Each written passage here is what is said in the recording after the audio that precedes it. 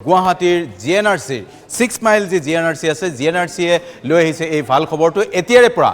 day care spine সাৰ্জাৰীৰ ব্যৱস্থা হ'ব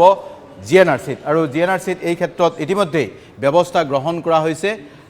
কম খৰচতে কম সময়তে ৰোগীসকলে কৰিব পাৰিব ৰাজহাড়ৰ অস্ত্ৰোপচাৰ অত্যাধুনিক প্ৰযুক্তিৰে আৰম্ভ কৰা হৈছে ইয়াৰ চিকিৎসা শৰীৰৰ মাংসপেশী ৰাজহাড়ৰ বিশেষ ক্ষতি নোহোৱাকৈ সম্ভৱ হৈ উঠিছে ডে কেয়াৰ স্পাইন সাৰ্জাৰী ইতিমধ্যে জিএনআৰচি হাস্পতালত সম্পন্ন হৈছে এনে কেইবাটাও সাৰ্জাৰী এই অস্ত্ৰোপচাৰত ৰক্তক্ষৰণ কম হোৱাৰ উপৰিও বিষৰ মাত্ৰাও অতি কম অনুভৱ কৰে ৰোগীসকলে শুকুৰবাৰে 6 মাইলত থকা জিএনআৰচি হাস্পতালত এক সংবাদমেলত এই কথা প্ৰকাশ কৰে চিকিৎসকসকলে সংবাদমেলত উপস্থিত থাকে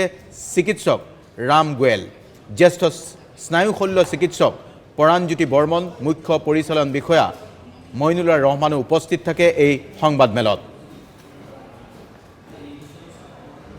আমি জিএনআৰচি 6 মাইল শাখাত এতিয়াৰে পৰা ডে কেয়াৰ সাৰ্ভিস হিচাপে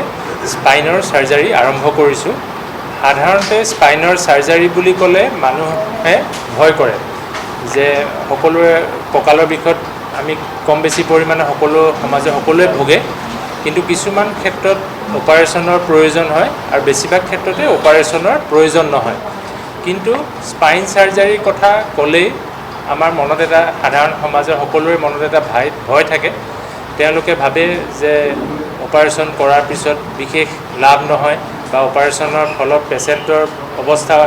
পূৰ্বতকৈ বেয়াৰ ফালে যায় সেইকাৰণে সাধাৰণতে তেওঁলোকে বিভিন্ন ধৰণৰ গাঁৱলীয়া চিকিৎসা বা ফাৰ্মাচীৰ পৰা বিষৰ ঔষধ খায় তেনেকৈ তেওঁলোকৰ নিজৰ পেইনটো কমাই ৰাখে বা প্ৰকৃত চিকিৎসকৰ ওচৰলৈ নাযায় সেইকাৰণে যেতিয়া বেমাৰটো অধিক গুৰুতৰ হৈ পৰে তেতিয়া আমাৰ কাষ চাপে আৰু তেনে ক্ষেত্ৰত তেনেকুৱা পেচেণ্ট অপাৰেশ্যন কৰিবলৈ কিছুমান অসুবিধাৰ লগতে তেওঁলোকৰ ৰিকভাৰীবিলাক সাধাৰণতে ভাল নহয়